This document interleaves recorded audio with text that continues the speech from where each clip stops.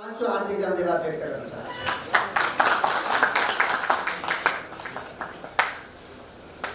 आदरणीय कमरेडहरू, हामीले लामो समयदेखि आन्दोलनमा जातीय विभेद, धार्मिक विभेद, सामाजिक विभेद, सांस्कृतिक विभेदका विरुद्ध सामाजिक न्यायको, समानताको, समतामूलक समाज निर्माणको आवाज उठाउँदै आएका छौँ। लामो समयदेखि नेकपा एमाले समतामूलक समाज निर्माण गर्ने एजेन्डाको जुन प्रकारले अगुवाई गर्यो, चाहे संविधान निर्माणको पूर्वको अवस्थामा होस्, चाहे संविधान निर्माणको बखत, हाम्रो पार्टीले अहम भूमिका खेलेर खास गरी आर्थिक, सामाजिक, सांस्कृतिक क्षेत्रमा जनताका महत्त्वपूर्ण मुद्दाहरू, समस्याहरूलाई सम्बोधन गर्ने गरी नेपालको संविधानमा पछि परेको जाति, पछि परेको धर्म, पछि परेको समुदायका अधिकारहरू लेख्ने काममा सफलता प्राप्त भएको छ। नेपालको संविधानले धर्मनिरपेक्ष राष्ट्रको रूपमा उल्लेख गरेको छ। आवासविहीन हुनेले आवास प्राप्त गर्ने अधिकार,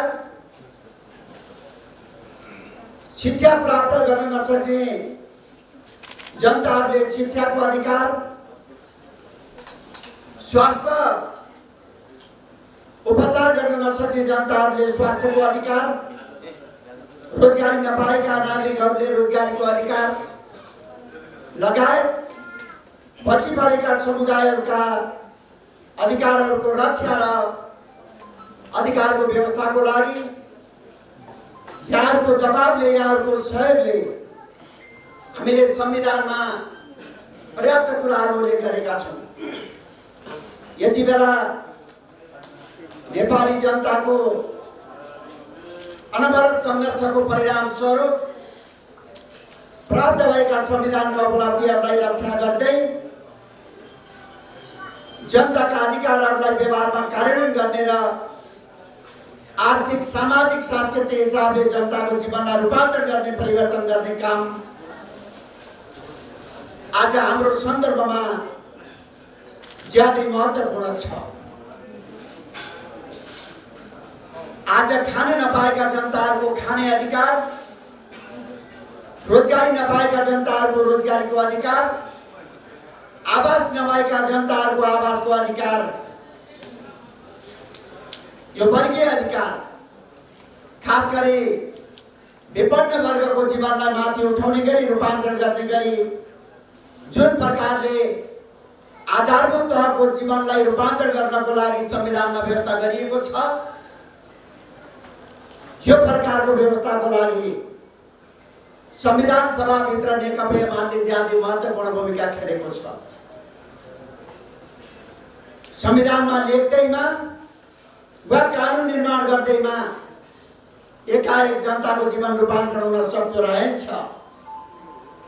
जनताको जीवनलाई रूपान्तरण गर्नको लागि संविधानमा प्राप्त भएका उपलब्धिहरू, कानुनमा उल्लेख गरिएका अधिकारहरूलाई राज्यले कार्यान्वयन गर्दै व्यवहारत जनताको जीवनलाई रूपान्तरण गर्दै सामाजिक न्याय सहितको एउटा समाज निर्माण गर्नको लागि राज्यको तर्फबाट भूमिका खेल्नु अनिवार्य छ। हामीले समृद्धिको चर्चा गरिरहेका छौँ। नेपाल सँगसँगै विकासको पथमा हिँडिरहेका थुप्रै देशहरू नेपालभन्दा माथि पुगिसके, विकासको हिसाबले नेपालभन्दा उन्नत अवस्थामा पुगिसकेका छन् र हामीले नेपाललाई पनि दुनियाँको मानचित्रमा एउटा समृद्ध राष्ट्रको रूपमा, सबल राष्ट्रको रूपमा, एउटा बलियो अर्थतन्त्र, एउटा सबल अर्थतन्त्र, राष्ट्रिय अर्थतन्त्र सहितको नेपालको रूपमा हामी हाम्रो देशलाई विकास गर्न चाहिरहेका छौँ। हामीले हाम्रो देशको समृद्धि प्राप्त गर्न चाहिरहेका छौँ। कुनै समय नेपाल र भुटानको प्रति व्यक्ति आम्दानीको तुलना गर्दा नेपालको प्रति व्यक्ति आम्दानी $100 थियो, भुटानको प्रति व्यक्ति आम्दानी $75 मात्रै थियो। तर आज नेपालभन्दा प्रति व्यक्ति आम्दानीको हिसाबले भुटानले धेरै तरक्की गरिसकेको छ। आज हामी कहाँ चुक्यौँ?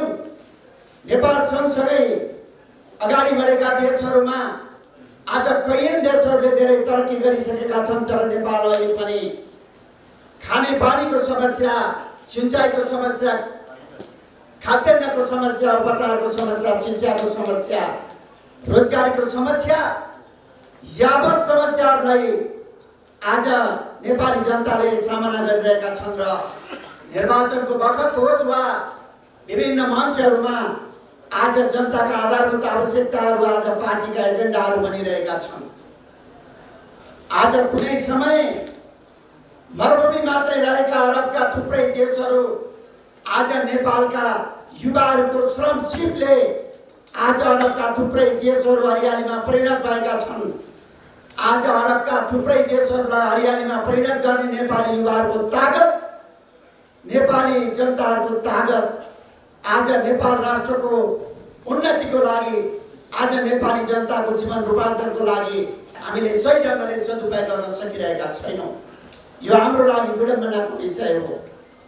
आज एकातिर हामीले हाम्रो देशलाई आर्थिक हिसाबले बलियो बनाउनु जरुरी छ, समृद्ध बनाउनु जरुरी छ, र अर्को यसको साथसाथमा केवल केही व्यक्तिहरू, केही परिवारहरूका गगनचुम्बी महलहरू सहितको समृद्धिले मात्रै आज आधारभूत तहका जनताहरूको जीवन रूपान्तरण हुन सक्दैन। आज आधारभूत तहका जनताहरूको जीवन बदलिन सक्दैन।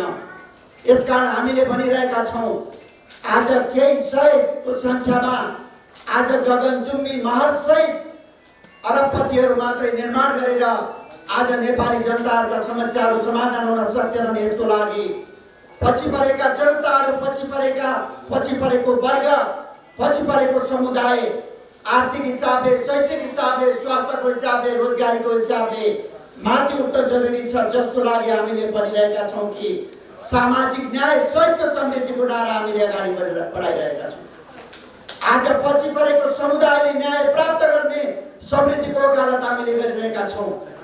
यो बाटोबाट हामीले हाम्रो आम नेपाली नागरिकहरूको जीवनलाई एकातिर रूपान्तरण गर्न चाहन्छौँ भने अर्कोतिर दुनियाँको मानचित्रमा एउटा बलियो राष्ट्र नेपालको हैसियतले, समृद्ध राष्ट्र नेपालको हैसियतले, सबल अर्थतन्त्र सहितको नेपालको हैसियतले हामीले हाम्रो देशलाई विकास गर्न चाहिरहेका छौँ। कपडाहरू कुनै समय नर्वे भन्ने देश नेपाल जस्तै गरिब अवस्थामा थियो एक समय, जहाँका जनताहरू एउटा हातमा खर्पन, अर्को हातमा गैँटी बोकेर समुद्रमा पानीमा जाने गर्थे रे।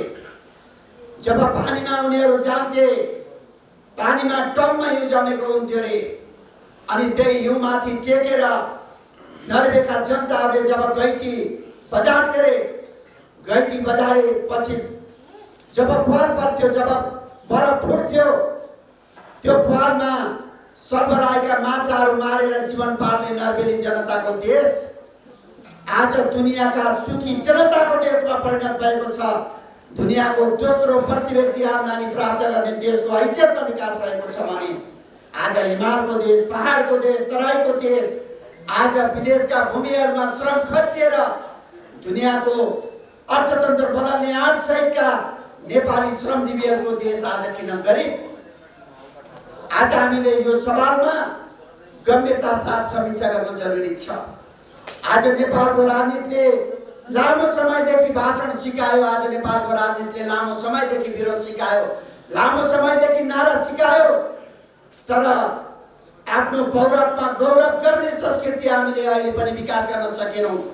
आज विदेशका भूमिहरूमा जोखिमपूर्ण जोखिम काम गर्नको लागि आज नेपाली श्रमजीवीहरू तयार भइरहेका छौँ। तर हामीले हाम्रो देशभित्र काम गर्दा सम्मान हुन्छ भन्ने संस्कृति विचारोपण गर्न सकेनौँ। आज दोष कहाँ छ? आज हामीले खोज्नु पर्ने छ। आदरणीय कमरेडहरू, काम नगर्ने मानिसहरू रातारात धनी बन्ने, काम नगर्ने मानिसहरू रातारात सुखी बन्ने।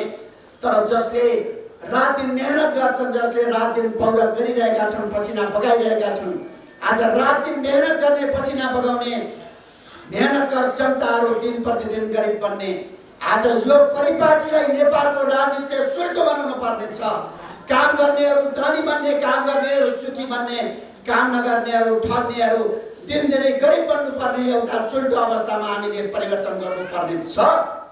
जबसम्म नेपालको राजनीतिले यो प्रकारले परिवर्तन लिन सक्दैन तबसम्म कोशीमा धेरै पानी बग्यो, गण्डकीमा धेरै पानी बग्यो, पानी बगिरहन्छ तर जनताको जीवनमा रूपान्तरण आउन सक्दैन। यसकारण नेपालको राजनीतिलाई हामीले अलि सुल्टो बनाउनु पर्ने छ। हरेक व्यक्तिको मूल्याङ्कन कामका आधारमा, योग्यताका आधारमा, हरेक व्यक्तिको मूल्याङ्कन परिणामका आधारमा गर्ने परिपाटी जबसम्म स्थापित गर्न सकेनौँ, चाहे पार्टीभित्र होस्, चाहे पार्टी बाहिर होस्, चाहे समाजमा होस्, चाहे पार्टीको आन्तरिक जीवनमा होस्, कामका आधारमा, परिणामका आधारमा, अनुशासनका आधारमा व्यक्तिको पदोन्नति गर्ने परिपाटी एउटा प्रणाली मापदण्ड जबसम्म स्थापित हुन सक्दैन तबसम्म न राजनीतिक पार्टीहरूलाई हामीले पुरस्कृत गर्न सक्नेछौँ, न नेपाली समाजलाई हामीले सही ढङ्गले रूपान्तरण गर्न सक्नेछौँ। यसकारण आज नेपालको राजनीतिमा हामीले नयाँ ढङ्गले रूपान्तरणको खोजी गर्नुपर्ने बेला आएको छ। यसकारण आजको विकास प्रणालीमा हामीले नयाँ ढङ्गले सोध्नुपर्ने बेला आएको छ। त्यो विकास आम जनताको जीवनलाई रूपान्तरण गर्ने गरी केन्द्रित छ कि छैन, आधारभूत समुदायको आधारभूत वर्गको जीवनलाई रूपान्तरण गर्ने गरी केन्द्रित छ कि छैन, यो सवालले हेर्नुपर्ने सोध्नुपर्ने बेला आएको छ। यसकारण आदरणीय मुस्लिम समुदायका योद्धाहरू कमान्डरहरूका बिचमा मैले भन्न चाहन्छु कि यो मुस्लिम समुदायले लामो समयदेखि विभेदको सामना गरिरहेको छ। लामो समयदेखि कुनै न कुनै हिसाबले विकासको मूल प्रभावबाट आफूलाई अलिक पर रहेको, अलिक बाहिर रहेको अनुभूति गरिरहेको छ। म नेकपा एमालेको एउटा जिम्मेवार कार्यकर्ताको हैसियतले यहाँलाई भन्न चाहन्छु कि तपाईहरुले कहीँ कतै पनि त्यो प्रकारले एउटा मूल प्रभावबाट बाहिर परेको अनुभूति नहुने गरी नेपालको राजनीतिलाई विकास गर्नुपर्ने छ। नेकपा एमालेलाई त्यही प्रकारले विकास गर्नुपर्ने छ। यो सवालमा नेकपा एमाले गम्भीरता साथ यो विषयलाई आत्मसात गर्नेछ र गम्भीरता साथ ध्यान पुर्याउने छ, यहाँको भावनालाई प्रतिनिधित्व गर्नेछ। म पार्टीको तर्फबाट यही कुरा राख्न चाहन्छु। हामीहरूलाई यहाँ अलिकन चिन्ता पनि होला, अलिकन चासो पनि होला। कतै नेपालको संविधानले व्यवस्था गरेको धर्मनिरपेक्षता हटाउन जुन प्रकारले प्रयत्न गरिँदैछ, कतै कुनै न कुनै हिसाबले यो प्रयत्नमा सफलता प्राप्त हुने हो कि कतै नेकपा एमाले मुख दर्शक भएर बस्ने हो कि म एउटा जिम्मेवार कार्यकर्ताको हैसियतले कमरेडलाई भन्न चाहन्छु कि लामो सङ्घर्ष र बलिदानीबाट प्राप्त भएको नेपालको संविधानको त्यो उपलब्धि धर्मनिरपेक्षता कुनै पनि अर्थमा, कुनै पनि शर्तमा तोड्न नमिल्ने, बङ्गिन नमिल्ने गरी नेकपा एमाले पहरेदारी गर्नेछ, चौकीदारी गर्नेछ। ढुक्क आत्मविश्वासका साथ नेकपा एमालेको निर्माण र विकासमा महत्त्वपूर्ण योगदान गर्नुहोस्। म कमरेडलाई यही कुरा राख्न चाहन्छु। आज यति बेला देशको राजनीति कमरेडले हेरिरहनु भएको छ। वामपन्थीहरूलाई नेपाली जनताले झन्डै 2/3 बहुमतका साथ सरकार बनाउने तहमा पुर्याए। तर हामीले त्यो 2/3 बहुमतको अवस्थालाई हामीले जे कारणले होस् हामीले जोगाउन सकेनौँ। यहाँहरूले सायद सुन्नु भएको छ होला, संसारको सबैभन्दा अग्लो शिखर सगरमाथा, सबभन्दा पहिला आरोहण गर्ने व्यक्ति तेन्जिङ नोर्गे शेर्पा र एडमन्ड हिलारी थिए। जब संसारको सबभन्दा अग्लो शिखर चढेर फर्किएपछि पत्रकारहरूले एडमन्ड हिलारीलाई प्रश्न सोधे, मिस्टर हिलारी, तपाईँ संसारको सबैभन्दा अग्लो शिखरमा सबभन्दा पहिला पाइला राख्दा तपाईलाई कस्तो अनुभूति भयो प्रश्न सोधेछन्। हिलारीले जवाफ दिएका थिए रे, संसारको सबैभन्दा अग्लो शिखरमा पाइला राख्दा मलाई जति कठिनाइको महसुस भएको थियो त्योभन्दा हजारौं गुणा कठिनाइ सगरमाथाको टुप्पोमा टिकिरहन हुँदो रहेछ। मलाई यही प्रकारको अनुभूति भयो। स्वर्ग जति गाह्रो थियो टिक्न त्योभन्दा बेसी गाह्रो हुँदो रहेछ। आज कहीँ न कहीँ हाम्रो आन्दोलनले यो विषयमा गम्भीरता साथ समीक्षा गर्न जरुरी छ। हामी जुन प्रकारले जनताको आस्था र विश्वासका आधारमा बहुमत प्राप्त गर्ने अवस्थामा पुग्यौं, तर हामीले त्यो जनताको आस्थालाई जोगाउन, त्यो बहुमतलाई जोगाउन टिकाउन सकेनौं। यो एउटा अत्यन्तै दुःखको कुरा हो। कारण के हो? यसका पछाडि को दोषी छन्, मुद्दाहरू के हुन्? यो सवालमा हामीले एउटा समयमा समीक्षा गरौँला, गम्भीरता साथ समीक्षा गरौँला। तातो अवस्थामा समीक्षा कहिलेकाहीँ प्रिय नहुन सक्दछ। एउटा अवस्थामा हामीले गम्भीरता साथ समीक्षा गरौँला। अवश्य पनि हामीले एउटा निष्पक्ष हिसाबले आग्रह र पूर्वाग्रहको दायराभन्दा माथि उठेर समीक्षा गर्न जरुरी छ, गरौँला। तर समीक्षा कस्तो हुँदो रहेछ भने 2054 सालमा नेकपा एमाले विभाजन भयो। नेकपा एमाले के कारणले विभाजन भएको थियो त्यो पनि हामीलाई थाहा छैन। नेकपा एमाले फेरि त्यसपछि एकीकृत भयो, के कारणले एकीकृत भयो त्यो पनि समीक्षा छैन। आज नेकपा एमाले एकीकरण भएको करिब 2 दशक बित्दा पनि कारण के थिए समीक्षा हुन सकेन। कहिलेकाहीँ समीक्षाको बाटो पनि यस्तो हुन सक्दो रहेछ। तर हामीले उपयुक्त समयमा समीक्षा गरौँला। मैले कौडाहरूका बीचमा यति कुरा राख्न चाहन्छु कि नेकपा एमाले जुन प्रकारले जनताको आस्था र विश्वास प्राप्त गरेको छ, जो आस्था र विश्वासलाई जोगाएर आउँदो निर्वाचनमा, तीनै तहको निर्वाचनमा नेकपा एमाले शानदार विजय प्राप्त गर्नको लागि त्यो आँट र त्यो हिम्मतका साथ पार्टी पङ्क्ति अगाडि बढ्नुपर्ने छ। आज यति बेला नेपालको राजनीतिमा नेकपा एमाले एकातिर, नेकपा एमालेका विरुद्ध सारा गठबन्धन अर्कोतिर छ।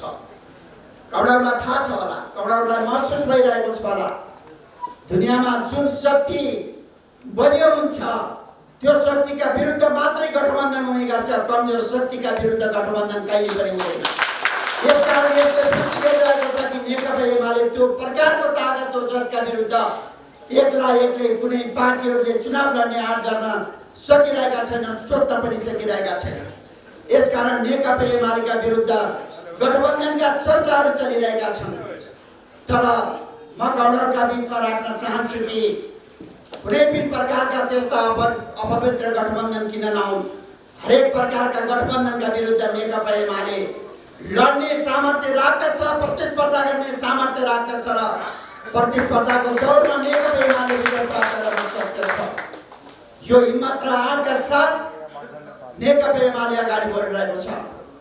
जहिलेसुकै एउटा जङ्गलमा ठुलो हुरी आयो भने, ठुलो आँधी आयो भने कौडाहरूलाई थाहा छ, टोप्रे झार रुखको तल फेदमा बसिरहेको टोप्रे झारलाई न आँधीले, न हुरीले, न बतासले, कुनै कुराले पनि असर गर्दैन।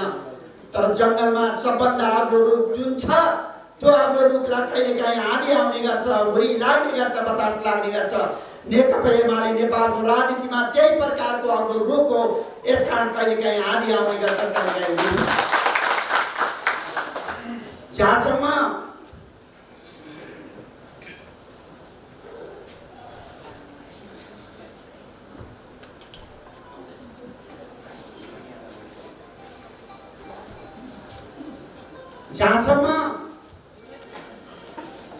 नेकपा एमाले विभाजनको एउटा कथा छ। मैले कौडाहरूलाई राख्न चाहन्छु। नेकपा एमाले र नेकपा माओवादी एकीकृत भइसकेपछि केही समय त स्वाभाविक रूपमा नेकपा चल्यो, तर केही समय पछाडि नेकपा भित्र एक प्रकारले अन्तर्विरोधहरू देखा परे। नेकपा भित्र अन्तर्विरोधहरू चाहे स्थायी कमिटीमा चाहे केन्द्रीय कमिटीमा विभिन्न प्रकारले विचारको नाममा संगठनात्मक व्यवस्थापनको नाममा नेपालको राजनीतिमा देखा परेका नयाँ अवसर र केही मुद्दाहरूको नाममा अन्तर्विरोधहरू देखा परे। यही प्रकारले एउटा यस्तो अवस्था उत्पन्न भयो, एउटा पार्टीभित्र एउटा पक्ष सरकारमा बसिरहेको छ, सरकार चलाइरहेको छ, अर्को पक्ष सडकबाट त्यसका विरुद्ध नारा जुलुस गर्ने अवस्थाहरू समेत पनि नेपालको कम्युनिस्ट आन्दोलनभित्र देखा परे। कोही एउटा नेपालीमा उखान छ, यद्यपि यहाँहरूले अन्यत्र नठान्नुहोला, कहीँ नभएको जात्रा हाडीगाउँमा भने जस्तै हाम्रो आन्दोलनमा यस प्रकारका कतिपय सन्दर्भहरू समेत पनि देखा परे। कुनै न कुनै हिसाबले दुईटा किन्तामा रहेर एकले अर्कोलाई निषेध गर्ने प्रकारका प्रयत्नहरू पनि अगाडि बढे। लामो समय यो प्रकारको द्वन्द्वको अवस्थाबाट नेपाल कम्युनिस्ट पार्टी गुज्रियो। तर जब गएको फाल्गुन 23 गते सर्वोच्च अदालतको फैसलाबाट नेकपा एमाले र माओवादीको रूपमा दुईटा पार्टीहरूलाई छुट्टा छुट्टै अस्तित्वको रूपमा कायम गर्ने गरी सर्वोच्च अदालतले आदेश दियो। त्यसपछि नेकपा एमाले भित्र रहेका कर्णेल झलनाथ खनाल, माधव नेपाल सहित त्यसमा एउटा पात्रमा बन्यो। बाँकी हामी सबैले नेकपा एमाले भित्र रहने एउटा निष्कर्षका साथ हामीले फरक प्रकारले निर्णय गर्यौं। पार्टीभित्र देखा परेका अन्तर्द्वन्द्वहरू, अन्तर्सङ्घर्षहरूलाई पार्टीभित्रै समाधान खोज्ने, पार्टीभित्रै सञ्चालन गर्ने र नेकपा एमालेको जीवनलाई एकताबद्ध गर्दै नेपालको कम्युनिस्ट आन्दोलन अगाडि बढाउने निष्कर्षका साथ हामी निर्णयमा पुग्यौं। तर ती सबै कारणहरू अहिले मैले भन्न चाहिरहेको छैन। खास कारणले नेकपा एमालेको जीवनलाई अदालतको फैसला पछाडि हामीले एकताबद्ध गर्दै अगाडि बढ्ने सन्दर्भमा केही प्राविधिक कठिनाइहरू उत्पन्न भए र फेरि पनि नेकपा एमाले भित्रको दरार कायमै रह्यो। यो प्रकारले अगाडि बढ्दै बढ्दै गर्दा समानान्तर कमिटी र राष्ट्रिय बेलाका अभ्यासहरू समेत पनि नेकपा एमाले भित्र हुन पुगे।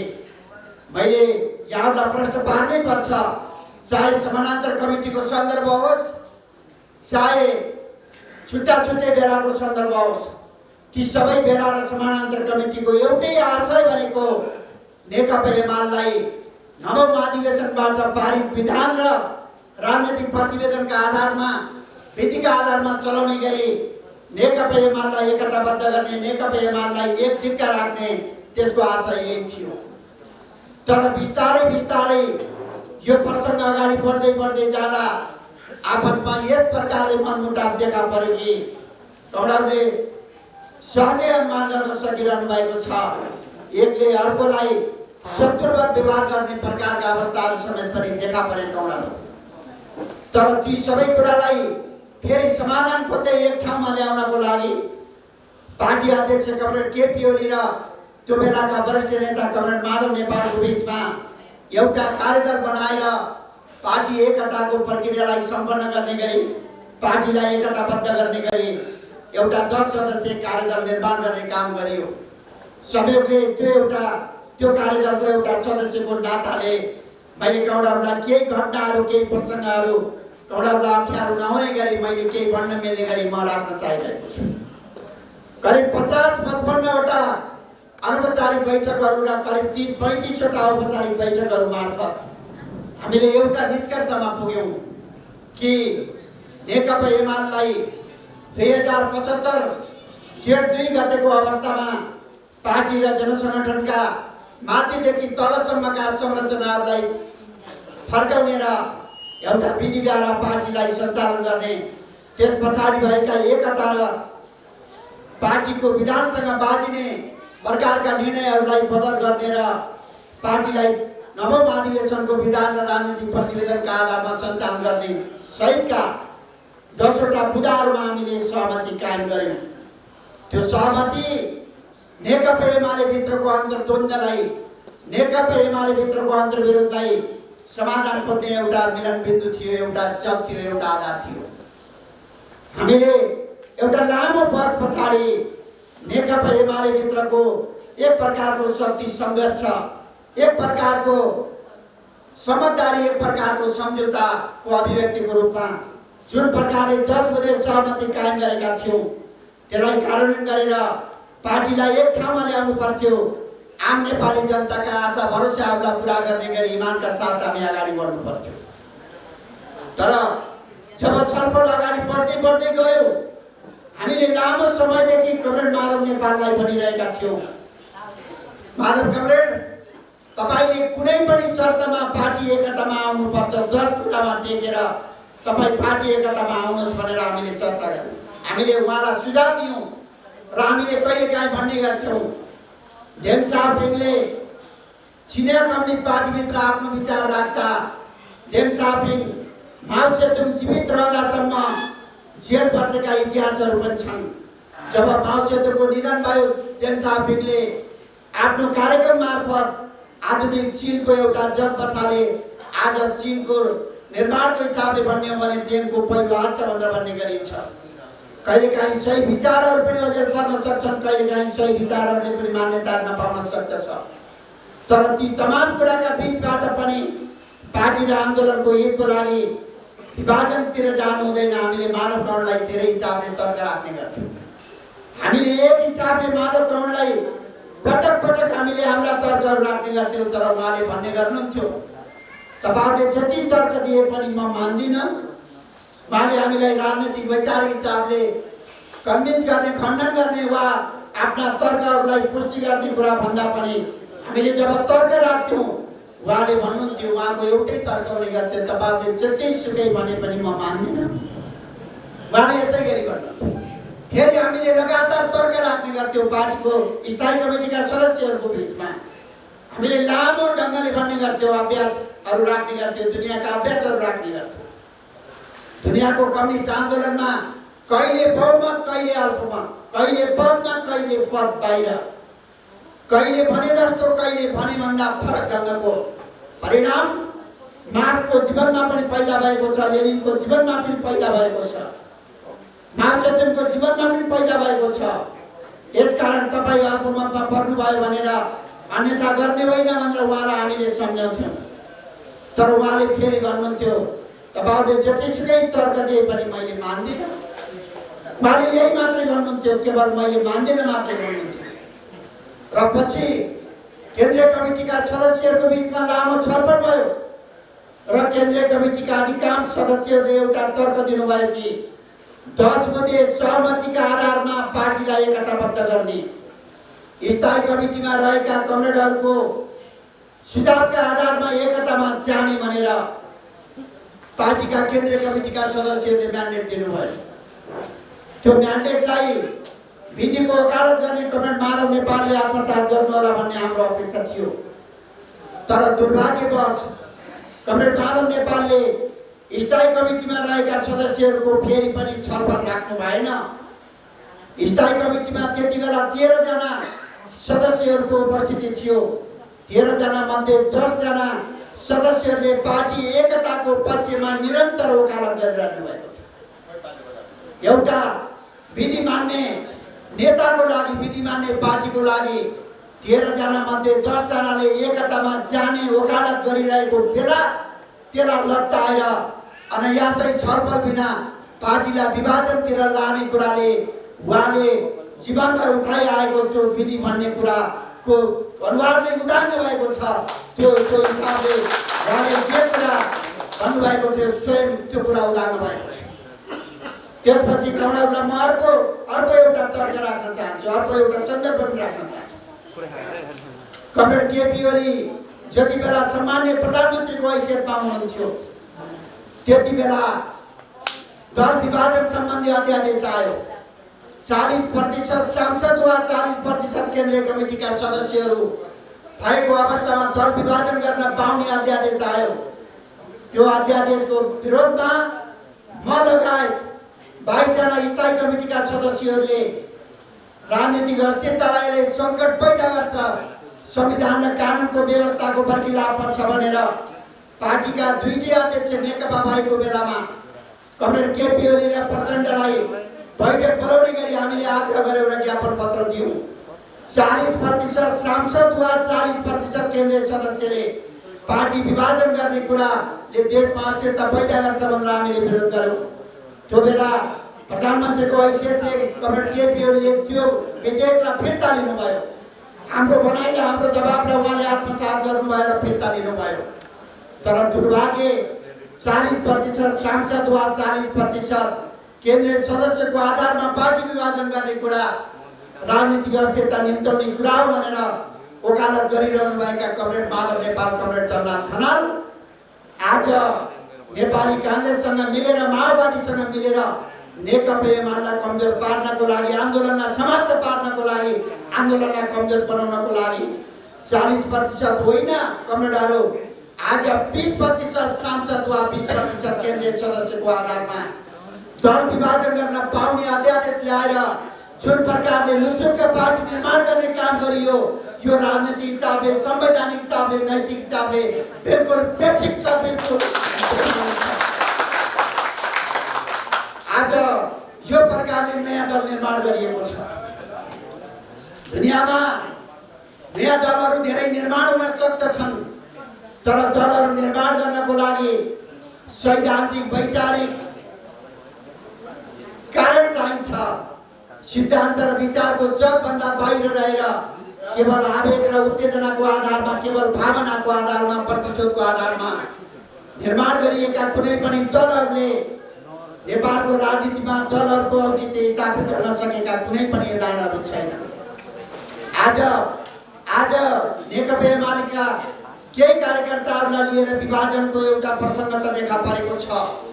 तर मैले कमरेडहरूका बीचमा यही कुरा राख्न चाहन्छु कि आज विचार बिना, सिद्धान्त बिना, एउटा निश्चित औचित्य बिना जुन प्रकारले दल विभाजन गरिएको छ, यसलाई नेपालको कम्युनिस्ट आन्दोलनलाई एकताबद्ध गर्न चाहने कार्यकर्ताहरूले, नेपालको कम्युनिस्ट आन्दोलनलाई शिखरमा पुर्याउन चाहने आम नेपाली जनताहरूले मूल्याङ्कन गर्नेछन्, विश्लेषण गर्नेछन्।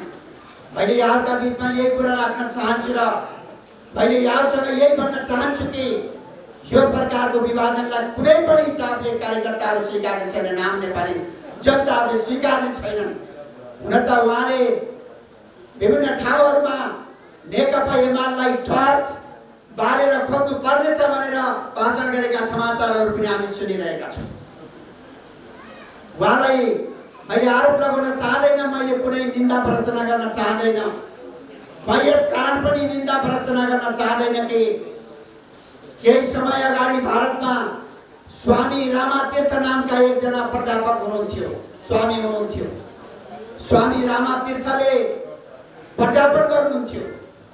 एक दिन स्वामी रामातीर्थले कालो पार्टीमा एउटा दरको तानेछन् र विद्यार्थीलाई भनेछन् स्वामी रामातीर्थले, ल तिमीहरूमध्ये को छौ यो दर्कोलाई, यो लाइनलाई, यो दर्कोलाई छोटो बनाउने तिमीहरूमध्ये कोही छौ, हात उठाऊ। एकजना विद्यार्थी हतार पतार गर्दै त्यो दर्को मेट्न कोसिस गरेछ। स्वामी रामातीर्थले ती विद्यार्थीलाई रोकेछन्, खबरदार दर्को मेटेर छोटो बनाउन भनेको होइन, मैले यो दर्कोलाई नमेटिकन छोटो बनाउन भनिरहेको छु। सारा विद्यार्थीहरूको बीचमा स्तब्धता छायो। त्यसको लामो समयपछि एकजना विद्यार्थी आएर त्यसको साइडमा एउटा लामो दर्को ताने। त्यसपछि स्वामी रामातीर्थले भने, देख्यौ अरूलाई नमेटी पनि छोटो बनाउन सकिन्छ, आफ्ना कामका आधारमा, आफ्नो विचारका आधारमा, आफ्नो योगदानका आधारमा महान बन्न सकिन्छ। स्वामी रामातीर्थले भने जस्तै म कमरेड माधव नेपाललाई निन्दा र भर्त्सना गर्न चाहदैन। नेकपा एमाले आफ्ना कामका आधारमा, योग्यताका आधारमा, भूमिकाका आधारमा नेपालको सबैभन्दा श्रेष्ठ पार्टीको रूपमा स्थापित हुन सक्छ। हामी केही प्रकारले नेकपा एमाले अगाडि बढ्नेछौँ, तर सवाल के हो भने एउटा कम्युनिस्ट पार्टीभित्र देखा पर्ने अन्तर्विरोधहरू, एउटा कम्युनिस्ट पार्टीभित्र देखा पर्ने वैचारिक बहसहरू, वैचारिक विवादहरूको समाधान पार्टीको विभाजन हो कि वा पार्टीको एउटा दायराभित्रको अन्तर्विरोधको समाधान जनवादी केन्द्रीयताका आधारमा गर्ने गरिन्छ। जब पार्टीमा संगठनात्मक क्षेत्रमा अन्तर्विरोध देखा पर्ने गर्दछ, विचारको क्षेत्रमा अन्तर्विरोधहरू देखा पर्ने गर्दछ, ती सारा अन्तर्विरोधहरूको समाधान लेनिनवादी संगठनात्मक सिद्धान्तको आधारमा अर्थात् जनवादी केन्द्रीयताका आधारमा आफ्ना विचारहरूलाई राख्न पाउने, बहस गर्न पाउने, आफ्ना मान्यताहरूलाई पुष्टि गर्नको लागि अधिकार प्राप्त गर्ने जनवाद र जब संस्थाले फैसला गर्न पुग्छ संस्थागत फैसलालाई कारण गरेर अगाडि बढ्ने केन्द्रीयता, यो प्रकारले जनवादी केन्द्रीयताका आधारमा हरेक समस्याहरूको हल गर्ने गरी, हरेक समस्याहरूको समाधान गर्ने गरी दुनियाँका कम्युनिस्ट पार्टीहरूले जुन प्रकारले विधिको अभ्यास गरेका छन्, आज नेकपा एमाले भित्र पनि कमरेड माधव नेपालले यही प्रकारको अभ्यास गर्नु पर्थ्यो। तर आज उहाँले बाहिरिएर बहादुरता देखाइरहनु भएको छ। म कमरेड माधव नेपाललाई भन्न चाहन्छु, तपाईँ समस्याबाट भागेर बाहिरिनु भएको छ र कम्युनिस्ट आन्दोलनलाई विभाजित गर्नु भएको छ। तर हामी जो एकता चाहेर नेपालको कम्युनिस्ट आन्दोलनलाई एउटा झण्डामा गोलबन्द गर्ने गरी नेकपा एमालेको शान र औकातलाई माथि उठाउने गरी एकतामा आयौँ। हामीले त 50औं चुनौतीहरूलाई सामना गरेर यो पार्टीलाई माथि उठाउने गरी एकतामा आइपुगेका छौँ। यसका लागि आज कहिलेकाहीँ कतिपय व्यक्तिहरूले, कतिपय साथीहरूले प्रश्न सोध्दै गर्नुहुन्छ, माधव नेपाललाई उकास्नुभयो, त्यसपछि 10 भाइले माधव नेपाललाई धोका दिनुभयो भनेर कहिलेकाहीँ सार्वजनिक हिसाबले प्रश्न पनि सोध्दै गरिएको छ। हामीले कहिले पनि माधव नेपाललाई नयाँ पार्टी विभाजनको वकालत गरेनौँ, साथ दिएनौँ। नेकपा एमालेमा देखा परेका समस्याहरूको सन्दर्भमा, कतिपय सन्दर्भमा, विधिमा ल्याउने सन्दर्भमा, न्यायोचित मुद्दाहरूको सन्दर्भमा हाम्रा आफ्ना मान्यताहरू थिए। त्यो सही सवाल हो। हामीले आफ्ना तर्कहरूलाई, आफ्ना मान्यताहरूलाई उठान गर्दै आएका थियौँ। यो अवश्य पनि सही कुरा हो। तर आफ्ना मान्यताहरूलाई नेकपा एमालेभित्र उठाइरहेको बेला, नेकपा एमालेभित्र वैचारिक सङ्घर्ष चलिरहेको बेला नयाँ पार्टी निर्माण र समस्याको समाधान खोज्ने सन्दर्भमा कहिले पनि हामीले वकालत गरेनौँ। अझ व्यक्तिगत हिसाबले मैले एक शब्द पनि वकालत गरिनँ। मैले त गौडहरूका बिचमा राख्नै पर्छ, शेरबहादुर देउपालाई प्रधानमन्त्री बनाउनको लागि जुन प्रकारले कागज प्रयोग गरियो, मेरो हस्ताक्षर त शेरबहादुर देउपालाई प्रधानमन्त्री बनाउने गरी जो हस्ताक्षर थिएन, खाली कागजको हस्ताक्षर। मैले 6-7 पटक उहाँलाई शेरबहादुर देउपालाई प्रधानमन्त्री बनाउने गरी यो हस्ताक्षर प्रयोग नगर्नु होला भनेर भनेको थिएँ। साँची, घनश्याम भुजाल, सुरेन्द्र पाण्डे, रघु पन्त, योगेश भट्टराई लगायतका साथीहरू हुनुहुन्छ। उहाँले यो हस्ताक्षर मैले प्रयोग गर्दिनँ भनेर पटक पटक जवाब दिनुभयो। तपाईँले इमान्दारी पूर्वक यसलाई प्रयोग गर्नुहुन्न, मैले सोधे गर्दिनँ। तपाईँले प्रयोग गर्नुहुन्न, मैले 3 पटक सोधे गर्दिनँ। तर दुर्भाग्यवश त्यो मेरो हस्ताक्षर पनि प्रयोग गरिएको थियो, दुरुपयोग गरिएको थियो। यसकारण मैले अदालतमा शेरबहादुर देउपालाई प्रधानमन्त्री बनाउनको लागि मुद्दा हाल्न गइनँ। यस प्रकारका तथ्यहरू भित्र छन्। त्यहाँभित्र पनि धेरै प्रकारका सङ्घर्षहरू चलिरहेका थिए। तर ती तमाम सङ्घर्षको एउटै मकसद थियो, एउटै उद्देश्य थियो, नेकपा एमालेलाई विचार र विधिबाट चल्ने गरी एउटा सही पार्टीको रूपमा स्थापित गर्ने गरी पार्टीका कमजोरीहरूलाई सच्याउने, त्यही मान्यताका आधारमा पार्टीभित्र बहस चलिरहेको थियो। तर आज उहाँले जुन प्रकारले पार्टीलाई विभाजन गर्नुभयो, आज त्यो विभाजनलाई कुनै पनि प्रकारले औचित्य स्थापित गर्न नसक्ने गरी उहाँ अगाडि बढ्नु भएको छ। मैले उहाँलाई अरू धेरै कुरा भन्न चाहँदैन। म फेरि पनि आग्रह गर्न चाहन्छु कि उहाँले आफ्ना कमजोरीहरूलाई सच्याएर फेरि पनि नेकपा एमालेमा फर्किएर नेपालको कम्युनिस्ट आन्दोलनलाई सशक्त पार्ने गरी, नेपालको कम्युनिस्ट आन्दोलनलाई योगदान दिने गरी उहाँले आफ्ना कमजोरीहरूलाई सच्याउनु हुनेछ भन्ने मैले यो आग्रह गर्न चाहन्छु। नेपालको कम्युनिस्ट आन्दोलनमा यस्ता धेरै घटनाहरू घटेका छन्। 2054 सालमा कमरेड वामदेव गौतमले पार्टी विभाजन गरेर जानुभयो। मैले कमरेडहरूलाई ठ्याक्कै नाम भन्न चाहँदैन, तर खुला मञ्चमा कमरेड वामदेव गौतमलाई खुला मञ्चमा कोही एकजना कमरेडले नेपालको सबभन्दा ठुलो भ्रष्टाचारी भनेर घोषणा गर्ने तहका तिक्तताहरू पनि विगतमा हाम्रो आन्दोलनमा देखा परेका थिए। तर ती सारा तिक्तताहरूलाई थाती राखेर फेरि नेकपा एमाले र नेकपा मालेको बीचमा एकता गरेर नेकपा एमालेको जीवनलाई अगाडि बढाएका अभ्यासहरू पनि हाम्रो आन्दोलनमा छन्।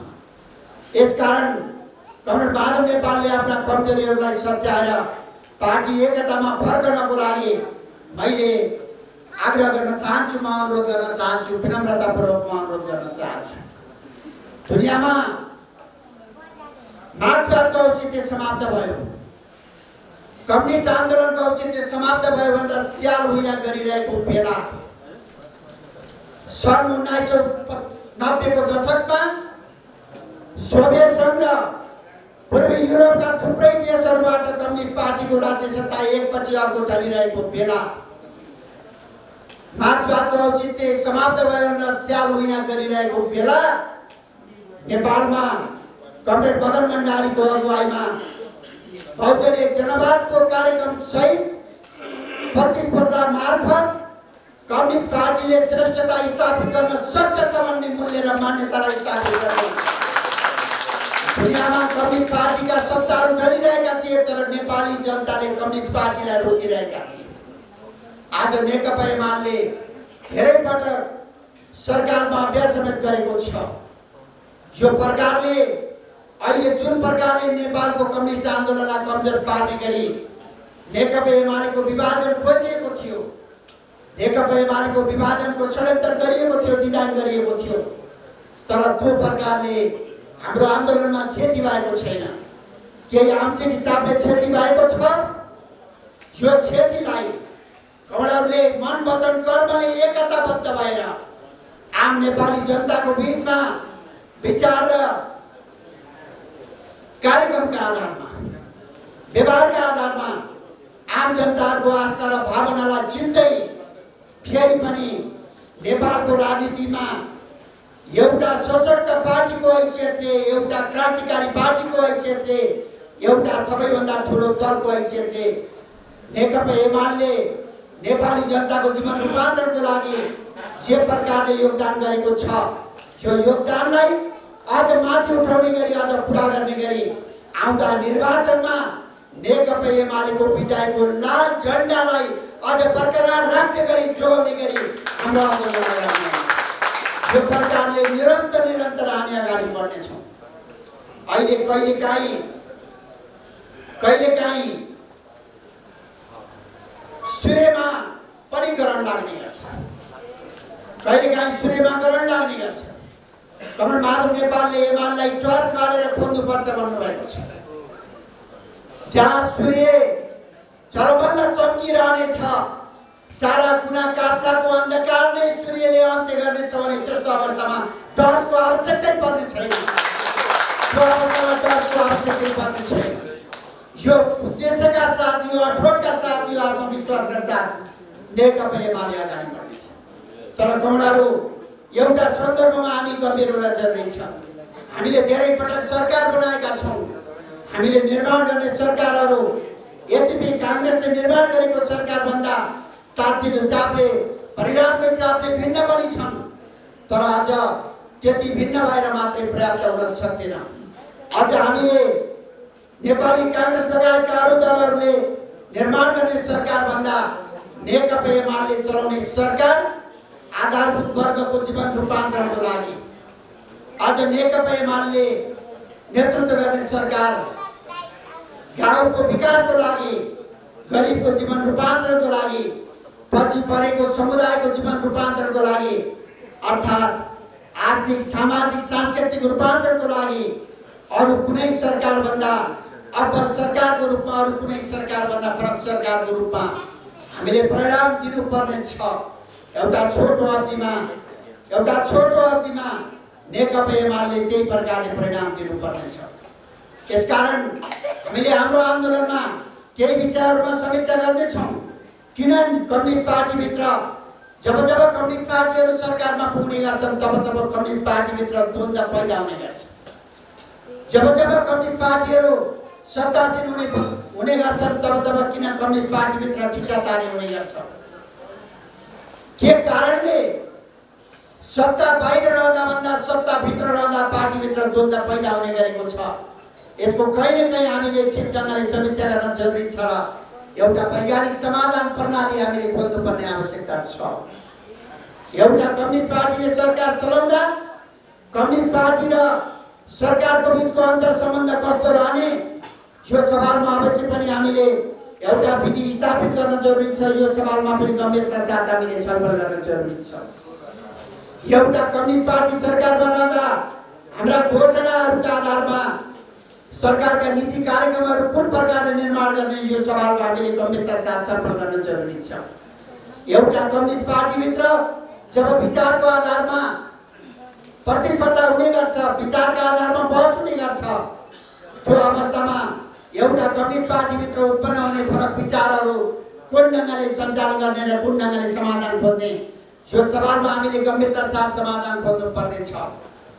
कहिलेकाहीँ हाम्रो आन्दोलनमा मन मिल्दा श्वास बचाउने दिशा पनि बचाउने, मन मिल्यो भने दिशा पनि बचाउने, मन मिलेन भने श्वास पनि गनाउने यो प्रकारका अभ्यासहरू संस्कृतिहरू पनि हाम्रो आन्दोलनमा देखा परेका छन् विगत लामो समय।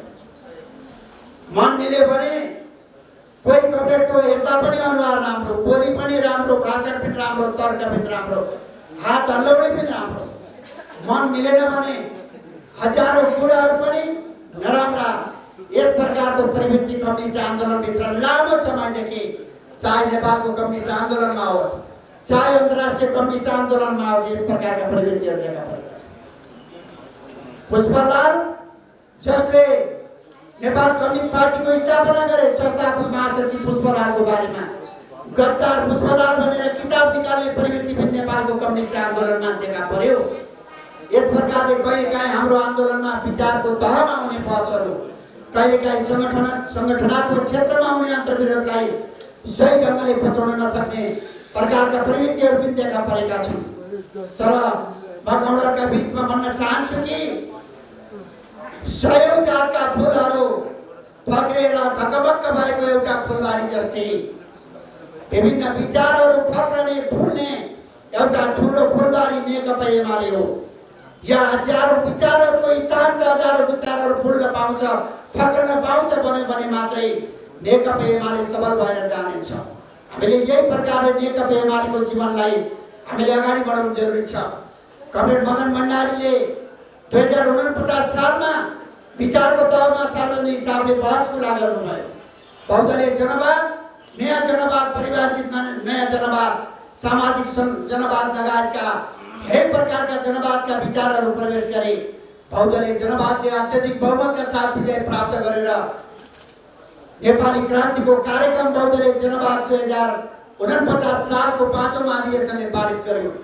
नेकपा एमाले लोकतन्त्रको मामिलामा दुनियाँका कुनै पनि पुँजीवादी पार्टीहरू भन्दा आफूलाई लोकतान्त्रिक पार्टी हो भनेर दावा गर्ने कुनै पनि पार्टी भन्दा अब्बल पार्टी हो भन्ने कुरा स्थापित गर्यो नेकपा एमाले।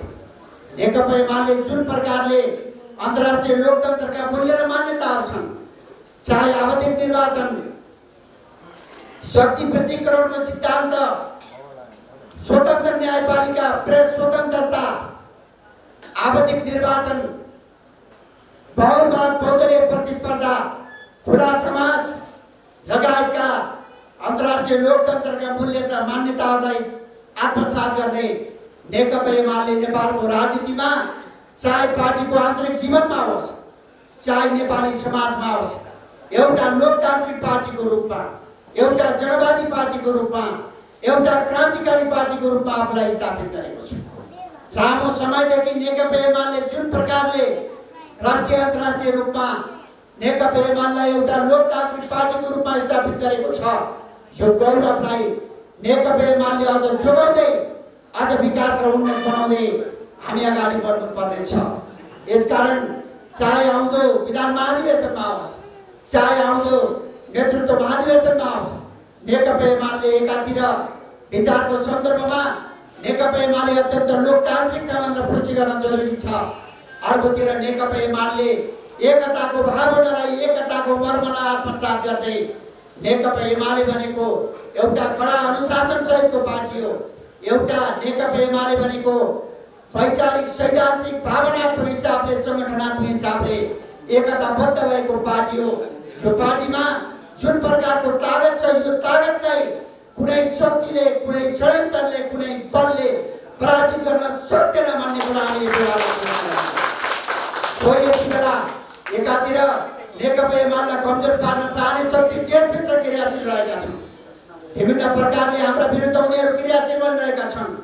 अर्कोतिर देश बाहिरका शक्तिहरू पनि नेपालमा नेकपा एमालेलाई कमजोर पारियो भने, नेकपा एमालेलाई परास्त गरियो भने सदाका लागि नेपालको कम्युनिस्ट आन्दोलनलाई समाप्त पार्न सकिन्छ भनेर त्यस प्रकारले दाउ खोजिरहेका छन्, प्रयत्न गरिरहेका छन्। चाहे देश बाहिरका नेकपा एमाले विरोधी शक्तिहरू होस्, चाहे देशभित्रका नेकपा एमाले विरोधी शक्ति, ती कुनै पनि प्रकारका शक्तिका षड्यन्त्रहरूले नेकपा एमाले ढल्ने शक्ति होइन। यो कुनै साहसको मार होइन, कमरेडर, यो साहसको मार होइन। नेकपा एमालेलाई कसैले श्राप छ भने कुत्ता भुक्दै गर्छ, हात्ती लम्किरहन्छ, कुत्ता भुकिरहन्छ, हात्ती लम्किरहन्छ। तातो पानीले घर चल्दैन, झिङ्गाको डर श्रापले डिङ्गा मर्दैन।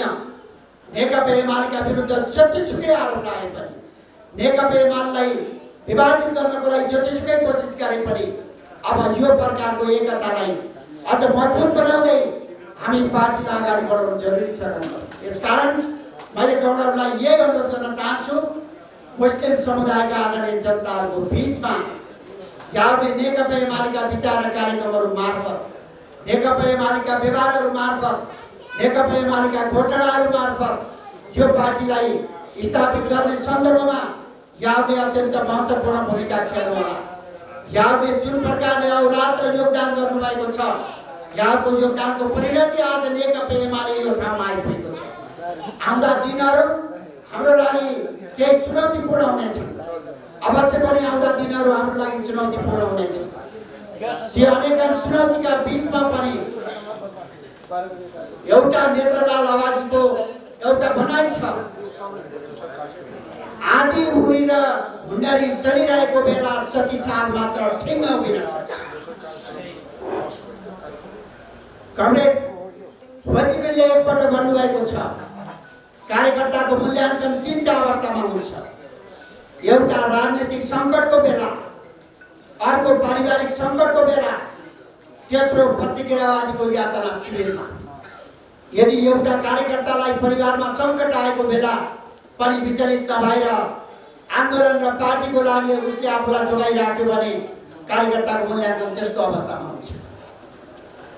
यदि प्रतिक्रियावादीको यातना शिविरमा यातना दिइरहेको बेला पनि एउटा कार्यकर्ताले आफूलाई अविचलित ढङ्गले यदि जोगाउन सक्यो, टिकाउन सक्यो भने कार्यकर्ताको मूल्याङ्कन प्रतिक्रियावादीको यातना शिविरमा पनि हुने गर्छ।